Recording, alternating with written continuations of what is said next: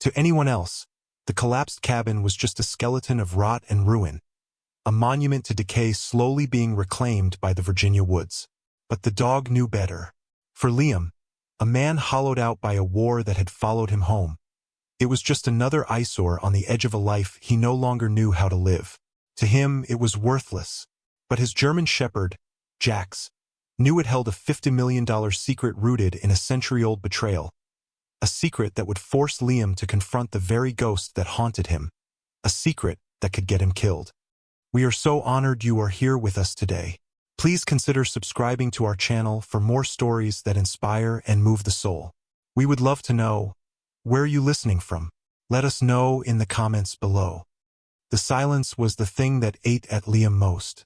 In the hollowed-out stillness of his small rental apartment, the ghosts of Afghanistan were louder than shouting. They lived in the spaces between the ticks of the clock, in the drone of the refrigerator, in the empty chair across his small kitchen table. That chair belonged to David. It had always been David's chair. Now it was just a shrine to a hole in the world. Liam's world. He'd spent 2 years running from the memory of that firefight. The dust, the chaos, the final, bewildered look in his best friend's eyes. He ran from it by retreating into himself, building walls so high and thick that nothing could get in, but he was beginning to understand that nothing could get out, either. His only tether to the living world was Jax. The sable German shepherd David had willed to him in a letter he wasn't supposed to read until it was too late. Jax was a living, breathing piece of his friend's loyalty, a warm, steady presence in the crushing emptiness.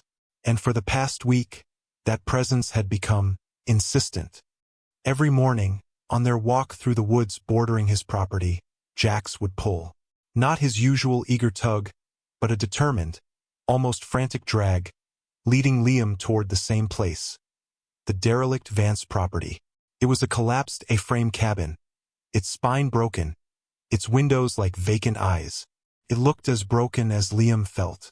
Every time Liam would resist, pulling the leash taut. "There's nothing there, boy," he'd murmur, his voice rough from disuse. But Jax would plant his feet, whining low in his throat, his intelligent amber eyes fixed on the ruin. One evening, as Liam sat staring at David's empty chair, the grief rising in his throat like bile, he felt a wet nose press hard against his hand. Then a paw, then another, as Jax climbed into his lap. A clumsy, desperate act for a 90-pound dog.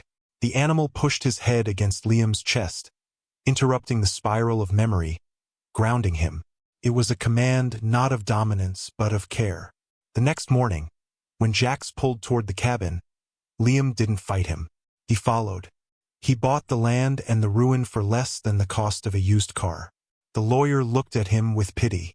Liam didn't care. For the first time in 2 years, he had a mission. The work was brutal, a penance paid in sweat and splintered wood.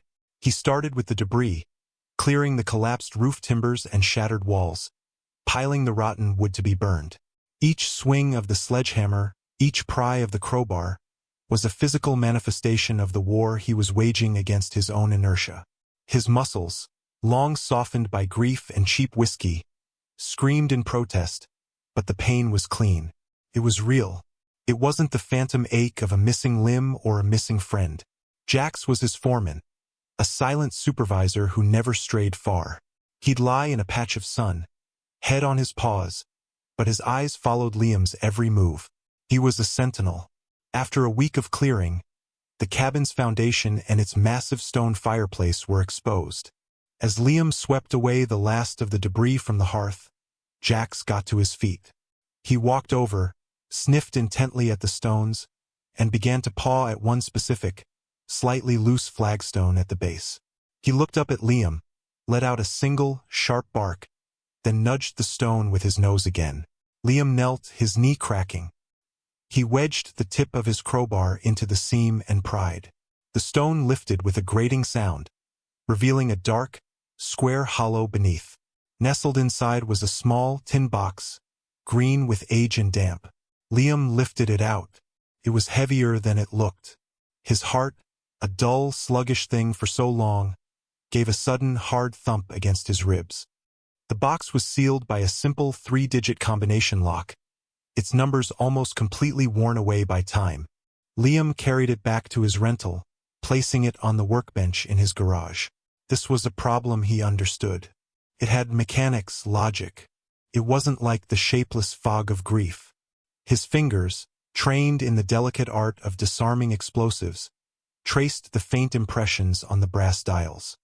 He felt for the subtle give, listened for the almost imperceptible click of a tumbler falling into place. It was a slow, meditative process. After an hour, the shackle sprang open. Inside, resting on faded velvet, was a tarnished silver locket and a small, leather-bound journal. He opened the locket first. On one side was a faded, sepia-toned photograph of a beautiful young woman with kind eyes. On the other, a tiny, intricate engraving of a single oak leaf. He then opened the journal. The ink was faded, the script elegant. The Journal of Elias Vance. The first page read. The entries spoke of a man, a soldier like himself, returned from the Great War. They were filled with a profound love for his wife, Eleanor, the woman in the locket, and a deep-seated desire to build a life, a legacy, on this very piece of land. But as Liam read deeper, the entries grew more cryptic. Elias wrote of a sacred trust and a burden of honor. He mentioned a debt owed to fallen comrades and a fortune meant to right a terrible wrong. There were strange diagrams of the cabin's construction and phrases underlined, seemingly at random. Where the North Star sleeps, one read. Beneath the heart of the home, another entry was circled. The second key is wisdom. Bound and shelved, Liam felt a prickle of intrigue. Using a pen and paper, he began to cross-reference the underlined words with the diagrams. It was a simple substitution cipher, the kind soldiers used for field notes. The message began to emerge. Find my library of truth. The volume on Lincoln holds the way. The restoration of the cabin became intertwined with the unraveling of Elias Vance's story. Weeks bled into a month, then 2. A new roof, solid and smelling of fresh pine, now shielded the cabin from the elements. He'd framed new walls, meticulously fitting mortise and tenon joints, his hands remembering skills his grandfather had taught him. The physical labor was shaping him as much as he was shaping the wood. The gaunt, haunted look in his eyes was slowly being replaced by a quiet focus. He was eating more, sleeping through the night. He even found himself having a brief, stilted conversation with Sarah, the woman who ran the local hardware store, about the best stain for cedar siding. It was the most he'd spoken to a stranger in years. He felt the first, tentative thaw around his frozen heart. His mission now had 2 parts: rebuild the structure and honor the ghost who had left him this puzzle. Following the decoded message, he focused on the wall where Elias's diagrams had indicated a built-in bookshelf would be. He built it to the exact specifications, the scent of sawdust, a clean perfume in the air. He didn't have Elias's books, so he went to a used bookstore in town and bought a collection of old, leather-bound histories, including a thick biography of Abraham Lincoln. He placed it on the shelf, slid it into place, and felt a faint click from within the wall. He pressed on the shelf, and a section of the wall swung inward, revealing a cleverly hidden, narrow compartment. The mystery was deepening, and for the first time, Liam felt not dread, but a driving sense of purpose. One crisp autumn afternoon, as he was fitting a pane of glass into a new window frame, the crunch of tires on the gravel drive startled him. A gleaming black sedan, utterly alien in the rustic setting, rolled to a stop. A man in a tailored suit that cost more than Liam's truck stepped out. He was handsome, polished, with a smile that was all teeth. "Mr. Davies?" he asked, his voice smooth as silk. "I'm Marcus Thorne, with Thorne Development." He gestured vaguely at the surrounding woods. "We're acquiring land in this area for a new luxury eco-resort. I was told this property was recently purchased." Thorne's eyes swept over the half-restored cabin. A flicker of something. Annoyance? Greed? Passing over his features before being masked by his professional smile. "I'll be frank," he continued. "This plot is a bit of an eyesore in our master plan. We're prepared to make you a very generous offer to take it off your hands. Enough to set you up somewhere much nicer Liam felt an immediate, visceral dislike for the man. This cabin, this land, was no longer just a project. It was his sanctuary. It was Elias's legacy. "It's not for sale," Liam said, his voice flat. Thorne's smile tightened. "Everything is for sale, Mr. Davies. Perhaps you just haven't heard the right price yet." He named a number that made Liam's breath catch. It was life-changing money. It was enough to run and never look back. But Liam thought of the journal, of the quiet honor of Elias Vance, of the peace he was finding here. He looked at Jax, who had risen to his feet and was standing stiffly beside him, a low growl rumbling in his chest. "I'm not interested," Liam said, turning back to his window. Thorne's mask of civility slipped. "That's a mistake," he said, his voice now holding a sharp, metallic edge. "A very costly mistake." The warning was not idle. 3 days later, Liam arrived at the cabin to find his latest delivery of expensive cedar siding hacked to pieces with an axe. The message was unmistakable: destruction. A few nights after that, he stepped onto the porch in the morning to find a dead crow laid carefully on his welcome mat. It was a calculated, personal violation. The cold dread he thought he'd left in the desert began to creep back into his veins. His phone rang that evening. It was an unknown number. He answered. "Have you reconsidered my offer?" It was Thorne. The manufactured charm was gone, replaced by pure venom. "I know who you are, Liam. I know about your service. About your friend, David." A real tragedy. Liam's blood ran cold. "That property contains something that belongs to my family," Thorne hissed. "It was stolen a long time ago. I am reclaiming it. You can either walk away with a fortune, or you can be carried away in a box.